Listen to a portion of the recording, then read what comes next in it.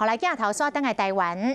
苗栗白沙屯江田宫的妈祖行路进香，20号要来出发。今年报名人数创新高，有9万多人，参加的车队嘛有6000多台。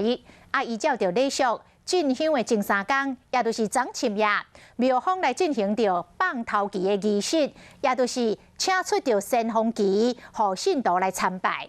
目的是要驱邪辟煞，嘛要来提醒着信众讲，爱开始食菜咯。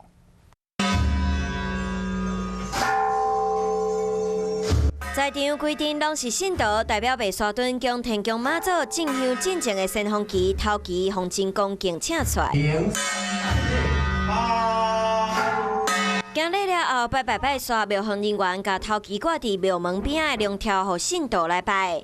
放头旗的仪式拢是伫进香的前3天举行。今年妈祖的銮桥要伫5月20半暝起价，放头旗的仪式就伫16号暗时11点举行。这嘛代表妈祖要开始找人，若有报名参加的信徒爱赶紧回来。从现在开始调兵遣将，那每一个香灯脚要回宫来做参拜。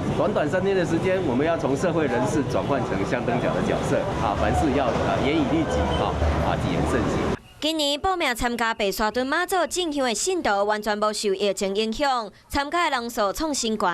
去年78000人，今年要求要注3剂疫苗才会当参加，人数煞有99984个人。车队嘛创纪录，去年2000多台，今年有6500多台。应该安尼算起来嘛，40-50公里，敢若车的公里数有40-50。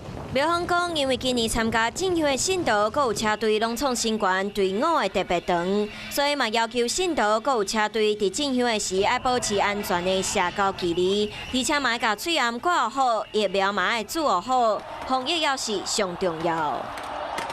嗨，我是庄宇杰，想要看到更多的新闻内容吗？赶快订阅华视新闻的 YouTube 频道，并且开启小铃铛，跟着宇杰一起看新闻吧。